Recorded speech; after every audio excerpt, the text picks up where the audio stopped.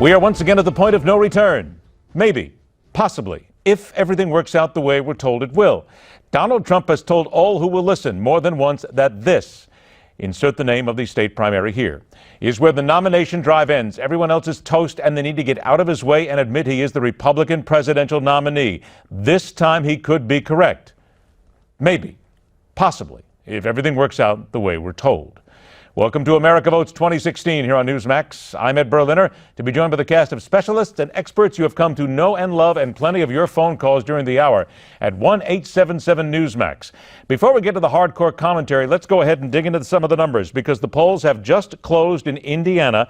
And let's look at some of the numbers that we had before that. First of all, the primary polls that came out in Indiana.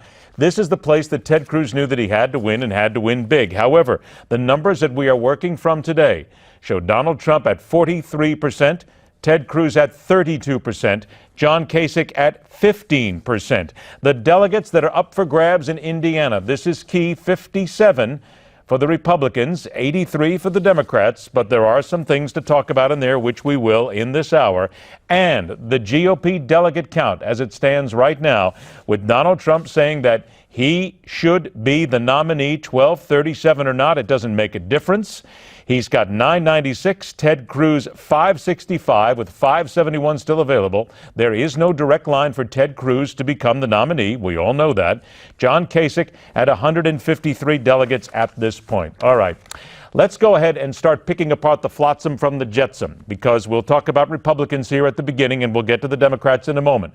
Let's begin with the veteran political analyst, author of the bestseller Power Grab, Obama's Dangerous Plan for a One-Party Nation. Dick Morris joins us. All right, Dick, good to see you again. Let's get right to it. Is this the Waterloo for Ted Cruz?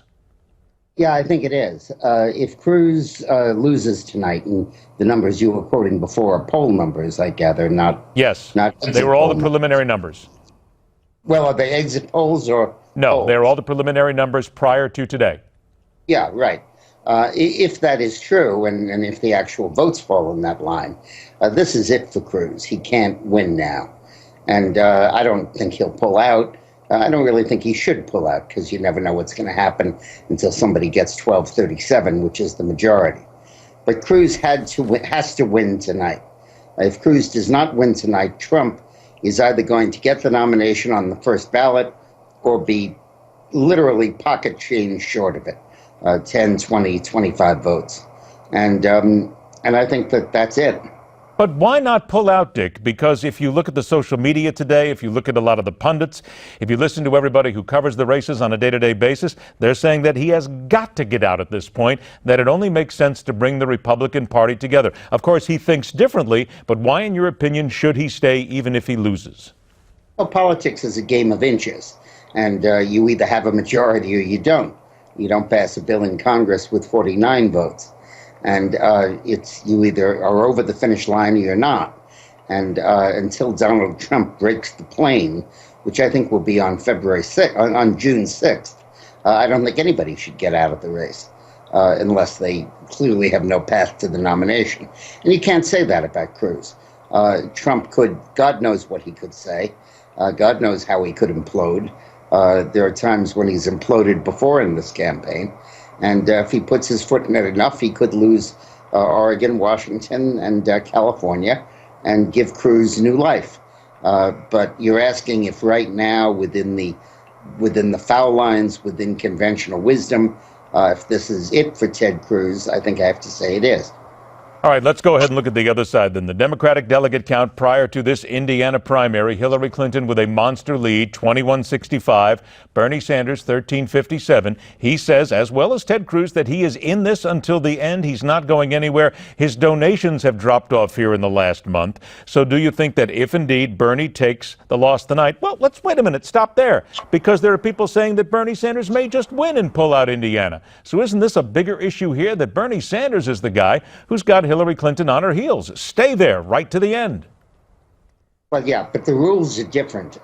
First of all, the 2,100 number you're giving us for Hillary includes superdelegates. It's not just elected, what are called pledged delegates. And Hillary really has got to get a majority of pledged delegates before this is over for her to have this nomination. If she gets to the nomination by superdelegates who are elected by nobody and governable by nobody, that really isn't going to be adequate for her.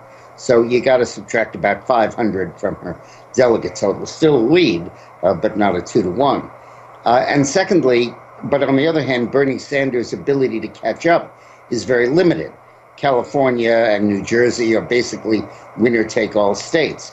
And if Cruz were to win them, he would not only stop Trump, he'd be close to the nomination himself.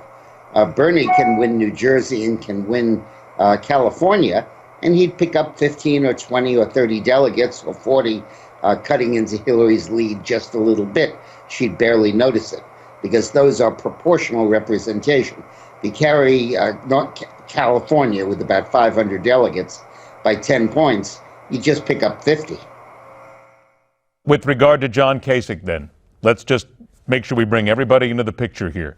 Even Kasich's own people want him to come home, come back to Ohio, get out of this right now. What would be the thinking process then for Kasich? He's going to lose tonight, but what's the thinking process for him moving forward?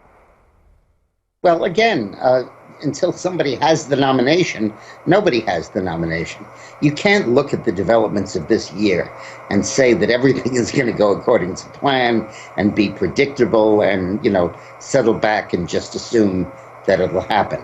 The events are so erratic and so unpredictable that it makes sense for everybody to stay in until such time as somebody gets 1,237 delegates. I think erratic is a good way to put it. We've seen that ever since last year.